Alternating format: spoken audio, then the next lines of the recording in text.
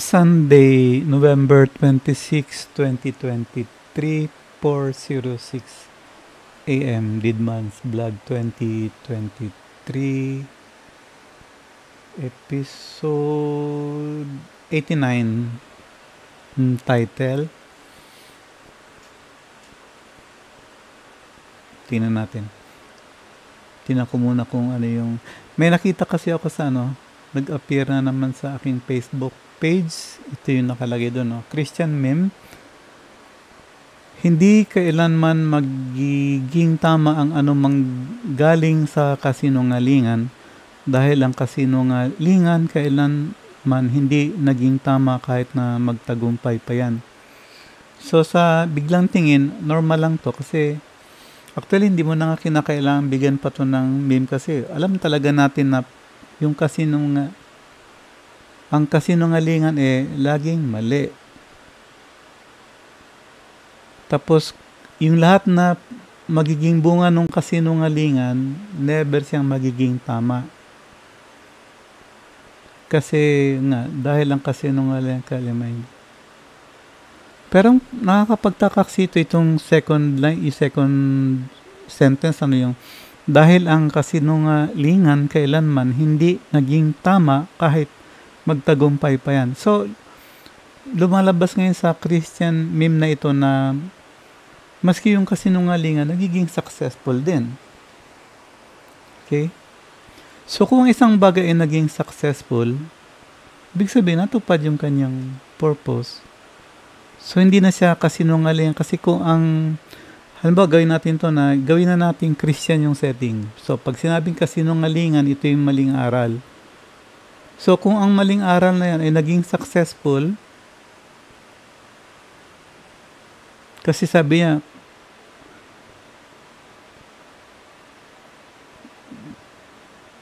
okay, hindi siya tama, pero successful pa rin siya. So, meron siyang purpose.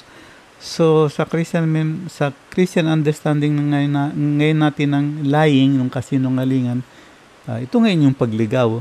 Okay? Pero, tandaan natin to, no? Kasi ang basis natin, hindi tayo dumadaan sa logic. Ang logic kasi ito yung sistema ng religion ngayon na instead na ang magiging guidance mo yung Bible, ang nagiging guidance ay tawag dito? Logic. Mga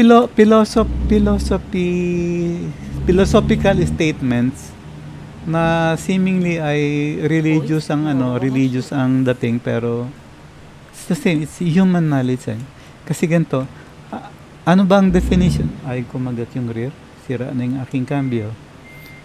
So ano bang definition natin ng kasinungalingan? At saan natin ibabase yung kasinungalingan? Ngayon, para maging tama tayo, ang kasinungalingan ay ibabase natin dun sa definition na ibibigay sa atin ng Panginoon. So dapat galing sa kanya yung word na ng kasinungalingan. Ngayon, masyadong obvious, saan natin malalaman yung definition ng kasinungalingan na yan? Of course, sa Ten Commandments. Obvious, sa Ten Commandments. So, kapag nakarga ba? O nga, nakarga. So, obvious, ang kasinungalingan galing sa yung tamang definition galing sa Bible, hindi sa philosophical discussion ng mga tao. So, tingnan natin tong So, hindi kailan magiging tama ang anumang galing sa kasinungalingan. Obvious talaga. Ngayon, ang questions ganito bakit nagiging matagumpay yung kahit hindi tama ang kasinungalingan, nagtatagumpay pa rin siya? Yan ang mabigat na tanong. Kasi alam natin ang kasinungalingan ay salungat doon sa utos ng ating Panginoon na makikita natin sa Ten Commandments. Asa yung Ten Commandments?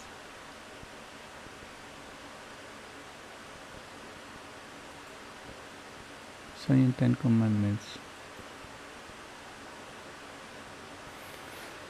Speak to my soul, Lord Jesus.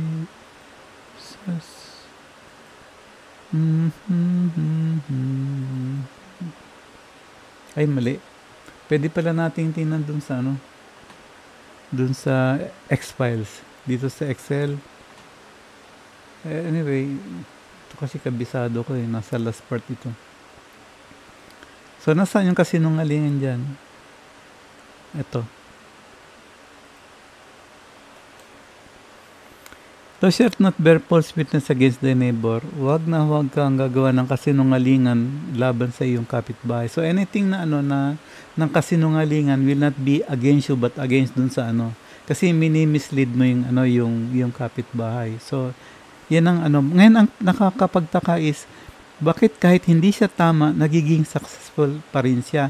So pagdating sa religion, maraming mga maling teaching na base doon sa kasinungalingan ang nagtatagumpay. Bakit?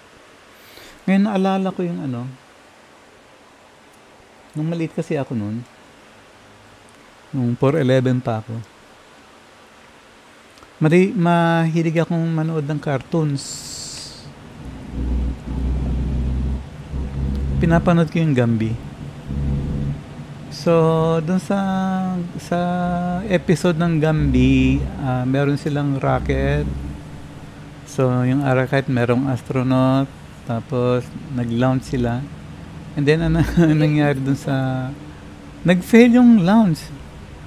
Nag-crash. Pero, nagtataka yung scientist, yung mga technician, mga engineer na bakit sila bakit nag-fail yung launch nila samantalang tama naman lahat ng nakalagay kasi may mga formula sa blackboard. So doon lahat ng mga formula doon.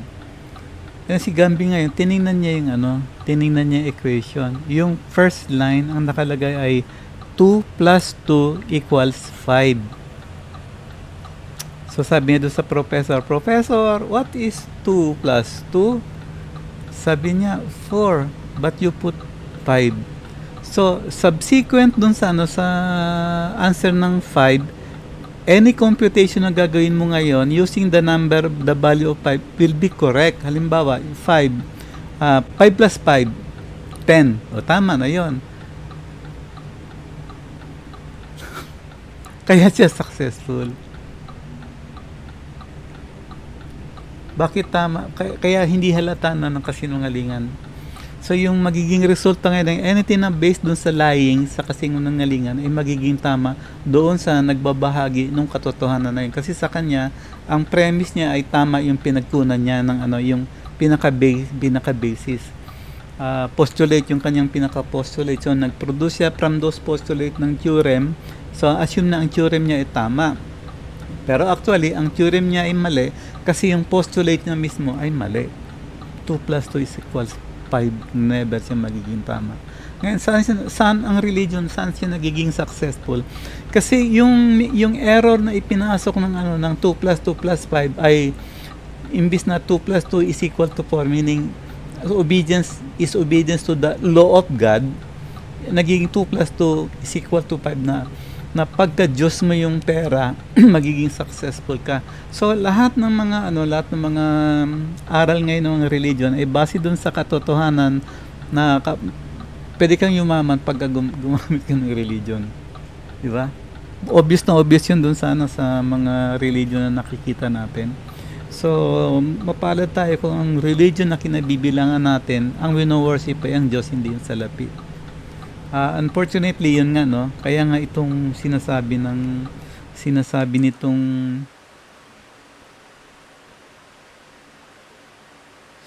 nitong meme na to na hindi kailanman na ang kasinungalingan ay nagtatagumpay. Pero kahit hindi siya tagumpay, hindi pa rin siya tama, mali pa rin siya. Pero tagumpay siya. So sa mga tao ngayon, they do not care kung kay mali o yung pinag-aaralan nila. Basta ang alam nila, the way they do it, nagkakaroon ng return sa kanila.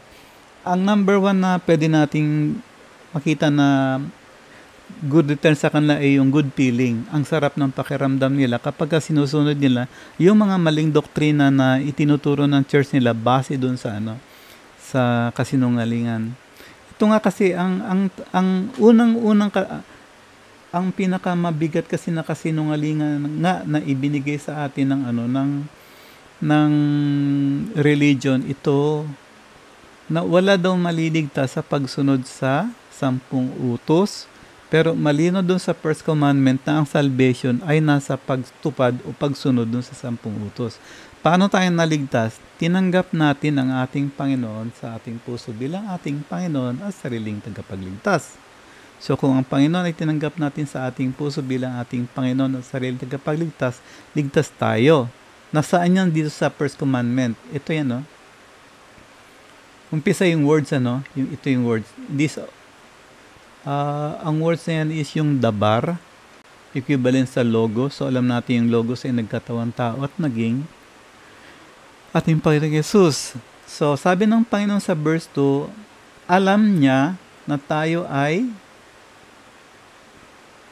nasa Egypt, nasa house of bondage.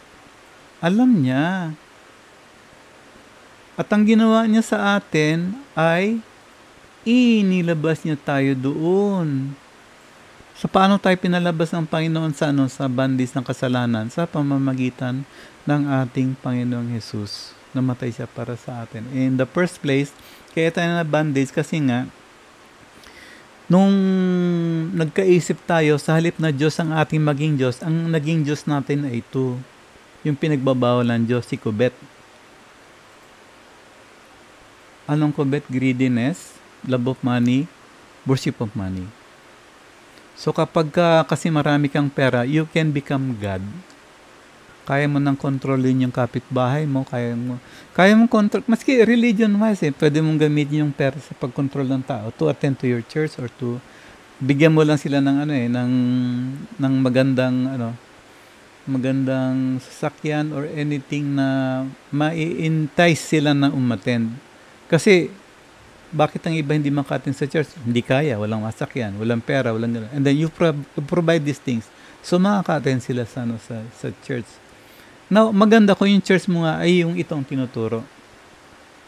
Ang salvation is by the 10 commandments. Pero kung ang church mo tinuturo ay paano mo makokontrol ang tao sa pamamagitan ng salapi, yan yung sinasabi nitong na kahit magtagumpay ka, mali pa rin. Kaya yung pasalamat tayo dun sa sa nag-provide sa atin ng ng Christian meme na ito na nagbibigay sa atin ng at least pagkakataon para ma-discuss natin isang bagay na importante sa mga Christian. Ito yung obedience. Kasi ang obedience has never been taught or is not being taught. O kung tinuturo man, ang sinasabi ay no need to obey. Ginagawang it is either explain away or preach away, but never preach toward. Ano ang pinalit? Si Christ, no? Si Christ ang concentration, Christ is everything, and Christ is blah blah blah. But they do not realize na Christ is the 10 commandments. Siya yung words of the Lord. Siya yung dabar. Siya ang instruction. So whatever Christ, sabi nga ni Christ, ni Paul, be followers of me as I am followers of Christ. Anong sinusunod ni Paul kay Christ? Si Christ sumusunod sa sinasabi ng Ama. Never ang Panginoong Jesus nag-preach ng something that came out from Him, kundi ang pinipreach niya is whatever yung sinabi ng Panginoon na sinabi sa Kanya. He is obedient unto the Lord, even to the God the Father, even unto to the cross. So yun ang dapat nating maging obedience. Kasi preach sa pulpit, usundin yung Panginoon, pero big, hindi mo alam kung susundin. And then if you will listen carefully, bibigyan kanila ng 3 points, mga 3 points na yan, to do. But ang simple lang sinasabi ng Panginoon, if you love me, keep my commandments. Ito lang yan. Nasa second commandment. So, love me and keep my commandments. Ito kasing itong verse 4 and everything, corollary lang yan dito sa sa verse 3. Na kapag hindi mo ginawang Diyos ang Ama, ang Diyos, ito magiging Diyos mo yung idol. Pero dahil ang Diyos mo ay ang Ama, yung sa verse 1, tinanggap mo si Christ because God loves you first, and then you return yung love sa'yo ng Panginoon by loving God back. So, we love Him because He first loved us. So, ngayon, bakit hindi tinuturo itong ng mga West, ng mga puti ito sa atin? May nakita kasi ako map sa ito yung tungkol sa Palestinian conflict na pinakita doon yung mapa ng Israel at yung mga Muslim area. Tapos sabi doon ay sige, hanapin ko na lang then i-edit ko naman to so hindi niyo makikita kung sino yung nag-post. Ito yung map na nakita ko. Napakaliit yung Israel, and then sabi rito the Arabs complain that Israel is occupying their land. Samantalang marami, because 99.6% just isn't enough. When your hate for the Jews is the center of your life. So ito daw mga green to Islam, they hate the Jew. Now, I have already read yung history ng Muslim and how they treat the Jews. Hindi nila tinitreat ang Jew ng the way it is featured. Although sasabihin nyo na propaganda yun sa akin. Actually, I read both sides, yung propaganda ng Israel at saka yung propaganda ng Islam. Ang napansin ko lang, kasi ngayon wala kang makikitang rito. Wala kang makikitang maraming mga Jew rito. Konti lang sila kung meron man natira sa Iraq.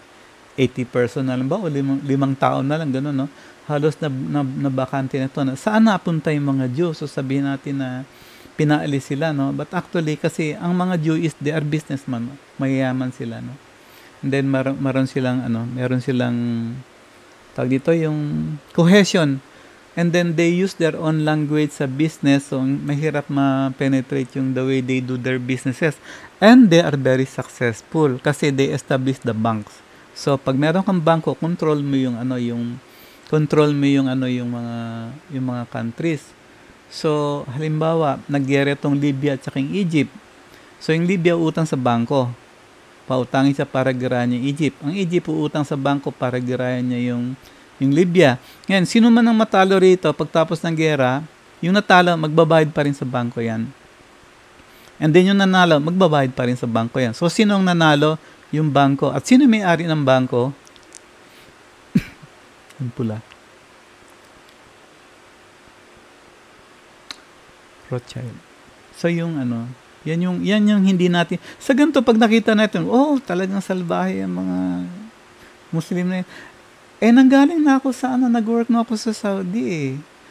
At ito yung ma-attest ito ng mga Christian na nag-work sa Saudi. Mahigpit ang mga Saudi sa Christian.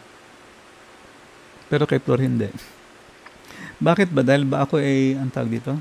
Compromising? Actually, hindi. Kasi, alam ko yung trato ng Islam sa Bible, Old at New Testament. So, sa kanila,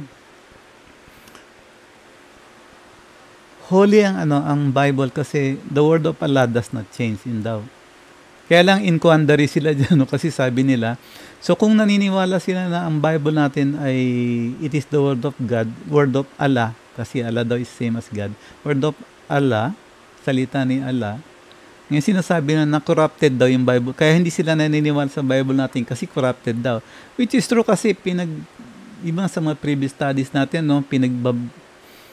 inedit nila edit para lang matanggap yung maling aral nila.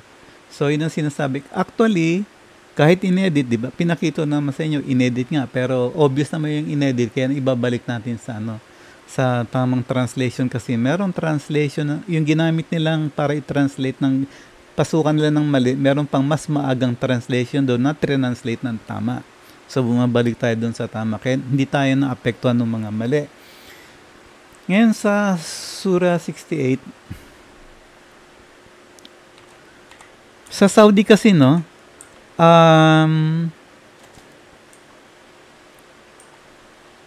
sa Saudi, noong nandoon ako,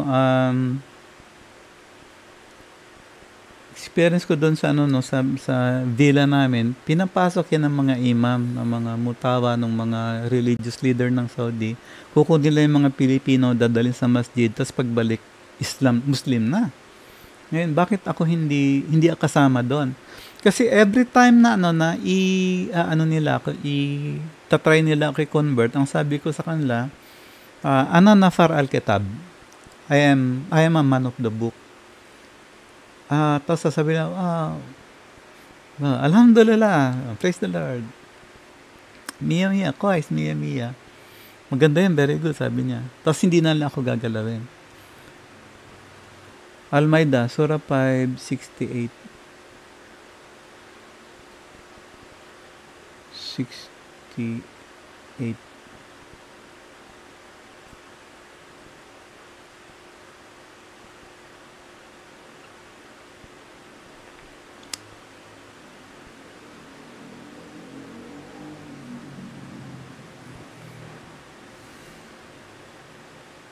Pakinggan natin.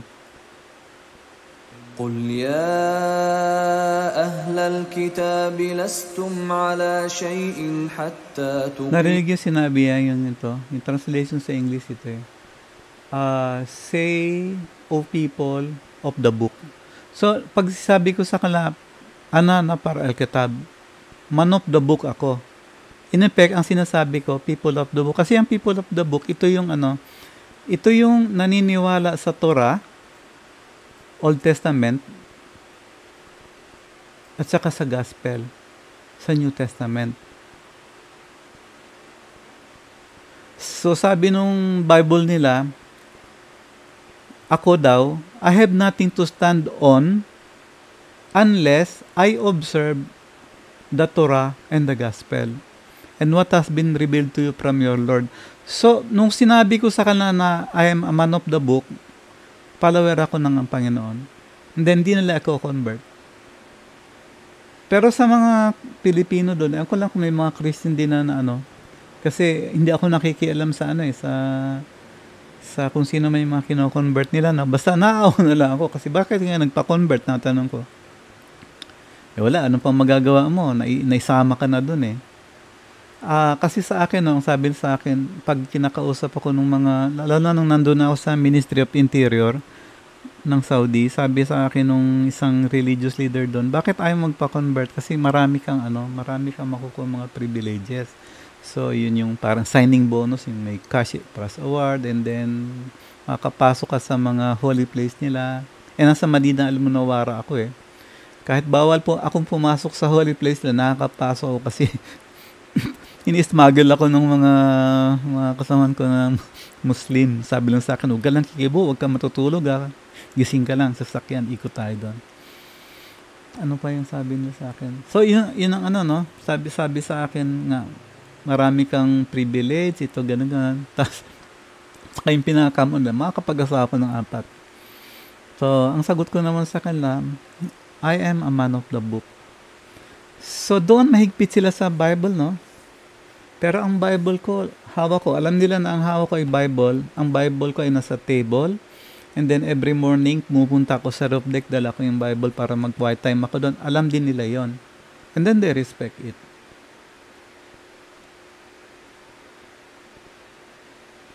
Why? Kasi hindi ako galing sa hindi ako galing sa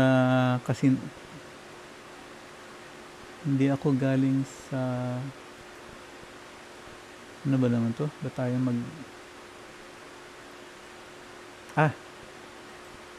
kasi hindi ako galing sa kasinungalingan. Ngayon, ano yung sinasabi kong kasinungalingan dito? Yung nang tinuturo ng lahat kasi lahat kasi ng religion ngayon na nagtuturo na wala ka na na hindi mo na dapat sundin ng kautusan, sinasalungat nila yung 10 Commandments. So, nagsisinungaling na sila ngayon. Pero bakit sila successful? Kasi nga tama yung yung aral nila base doon sa maling assumption. Kaya anything na nakikita sa Bible kapag ito ay sasalungat sa ang magiging pag binasan lang ngayon ang Biblia, ang intindi na papasok sa kanila ay yung gospel of disobedience, hindi yung gospel of obedience. Ganun lang kadali. So, kaya nga pagka tinitingnan natin yung di ba yung lagi ko sinasabi na, lagi na lang sinasabi ni Paul na ang law ay pangit. Pero pag binasa mo yung next part, ang law ay maganda. So, malilito ka ngayon. Ano ba talaga? Tama ba? Maganda ba o pangit ang law? And then, saka mo na lang malalaman ngayon na kasi pala, pag si Paul ang nagpipreach, 7 law ang sinasabi niya at bahala ka na lang basahin yung verses before and after para malaman mo kung aling law yung tinutukoy niya. Tulad nga nitong off-quoted verse ng mga Christian na, "You are not under the law but under grace." Wala ka na sa under the law, the 10 commandments, kundi ka ngayon sa under grace, Jesus Christ. But kinat nila itong first part. First of all, sabi rito, sin shall have not dominion, o sin shall not have power over you, or sin is no longer above you. Kasi hindi ka na under ng law. Anong law? Law of sin. So, hindi 10 commandments yan, kundi yung law of sin. Ano ba yung law of sin? Law of disobedience. Kasi dati, dinidisobey mo ang Panginoon, pero nung tinanggap mo ang Panginoon sa iyong puso, hindi mo na ngayon dinidisobey yung 10 commandments. Ito na ngayon ang life na sinusunod mo. So, pag si Paul nagsalita ng tinutukoy niya maganda, ang tinutukoy niya ito, yung law of God, law of spirit of life, law of faith, law of righteousness, law of Christ. Yan yung mga magagandang law. Pero pag ang sinasabi niya yung law ng pangit, itong tinutukoy niya yung law of sin, yung disobedience, and law of sin and death. So, wala tayo doon sa kasinungalingan, kaya lahat na assumption natin tama. Pero kung nandun tayo sa 4, 2 plus 2 is equal to 4. Pero kung ang lalagay tayo doon sa 2 plus 2 is equal to 5, kahit sabihin pa natin na, tama naman na, ito yung nasa Biblia. Bakit natin kinakat? Kasi kapag tayo nasa gospel of obedience, susundin natin yung sinasabi ng Panginoon na huwag mong i-edit ang aking salita. You should not add nor subtract. Yung aalisin mo yung tama, aalisin mo yung sin shall not have dominion over you. Tapos pupunuin mo to ng mga iba pang mga verses na kinat din para suportahan yung 2 plus 2 is equal to 5. So, anong nangyari sa mga Christian na na pumapasok sila dun sa sumusunod sila sa 2 plus 2 is equal to 5. Sila ngayon yung dumadanas ng maraming pagsubok. Lagi silang tinatried left and right ang trial nila. Kung minsan halos hindi na sila makatayo dahil sa bigat ng mga pagsubok na dumarating sa kanilang buhay. Pero yung pananampalataya nila sa Panginoon, yun lang ang nagme-maintain sa kanila, yung pag-aasa na somehow sasagutin ng Panginoon yung kanilang panalangin at tutulong sila ng Panginoon. At ang makakatulong lang sa kanila ay yung sumunod sila sa Panginoon, maging obedient sila. So pag obedient na sila sa Panginoon, susundin na nila ang 10 commandments, maaalis yung pabigat sa kanila. Kasi lumalakad na sila ngayon ng ayon sa gusto ng Panginoon, hindi na sila lumalakad ng salungat sa kagusto ng Panginoon. So nasa ng pagsubok, yung resulta ng pagbinabangga natin ang kagustuhan ng Panginoon na sundin natin ang kanyang utos. Kasi Diyos natin siya. Citizen of God tayo, so merong godly law. At ang godly law is correct relationship with God and correct relationship with man. So pag binangga natin yun, ang dami nating trials, tribulations, temptation, failure, everything na sabihin natin na makakasiras ng Christian. Just because 2 plus 2 is equal to 5 ang sinusunod natin. So we should all go dun sa 2 plus 2 is equal to 4. Yung siguro magiging title ng ano natin, yung ating vlog, 2 plus is equal to 4. Then, once that happens, ngayon, dun sa mga bago dito sa vlog ko, baka ang isipin nyo, hindi, teka muna, nakalagay sa Bible na normal sa isang Christian yung dadaan sa maraming pagsubok. Kaya, normal. It is true. Kasi nga, nung sinulat yung Bible, lahat ng Jew, dadaan sila sa tribulation, yung 70 AD. Yung paghihirap, yung tribulation of the Jew. Hindi tayo kasama doon. Yung sinasabi sa Revelation, sa kanila yun. The Bible was written for them, by them, at yun ang resulta ng how God dealt with them. And then, pag binasa natin ang Bible, ang sasabi natin ay, hindi ko gagayahin yung mga iyan, kasi pag ginaya ko yung mga iyan, dadanas din ako ng maraming pagsubok. Sila ang situation, nasa situation sila, situational. Pero tayo ngayon, sa time natin, consequential. Consequence ng disobedience natin. Sila kasi yung mga Christian, hindi sila disobedient, pero dahil kasama nila yung mga disobedient na dadaan dun sa pagsubok dun sa 70 AD. Although we know already na yung yung sa storya na yan, na niligtas sila ng Panginoon, they were raptured. Hindi sila nung nasa loob sila ng Jerusalem at kinubkub ni Festus Gallus, umalis si Festus kaya nakatakas sila. Remember yung sinabi ng Panginoon na pag nakita niyo nakubkub yung Jerusalem, umalis na kayo. So pag alis nila, habang pinapatay ng mga disobedient Jew yung mga Romans at victorious sila, pagbalik nun, dumating naman si Titus Vespasian, Titus, anak ni Flavius Vespasian. Wala na yung mga Christian doon. So ang natira na lang yung mga disobedient. Situation. So, yun ang nangyari nun. So, tayo ngayon, ang mga Christian kasi, once na tinanggap mo ang Panginoong Jesus, citizen ka na ng heaven. Pero once na binayolate mo yung citizen of heaven, saan ba nilalagay yung mga lawbreaker? Di ba sa kulungan? So, makukulong ka ngayon doon sa inside ng kingdom, may kulungan doon na ang tawag natin ay church.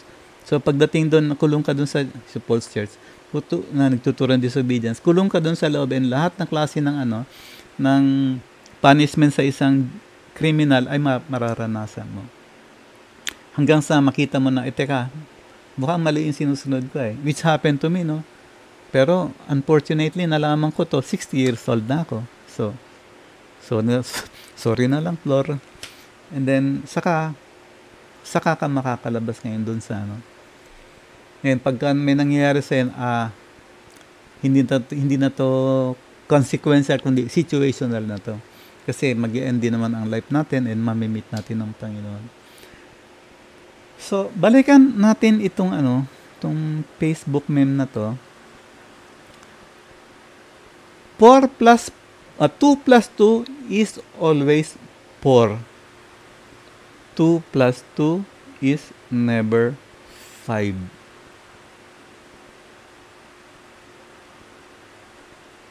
Not unless siguro kung lagyan natin ng angle. 2 plus 4. Hindi, mas maliit. Okay. 2 plus. Ginagamitan ko ng polar saka ng polar mat. So, siguro hanggang dyan na lang yung ating study, Hindi kailanman magiging tama ang anumang galing sa kasinungalingan.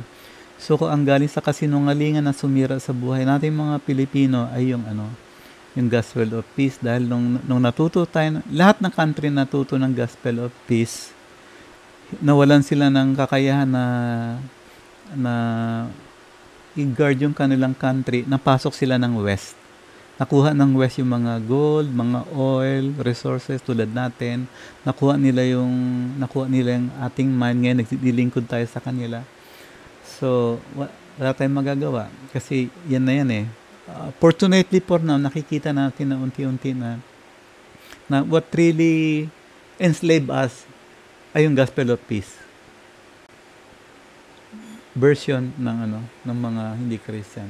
So, ang dapat nating sundin ay yung gospel of obedience na gospel na binigay sa atin ng Panginoon. So, hanggang dyan lang. Time is 4:43. And then, ang oras ay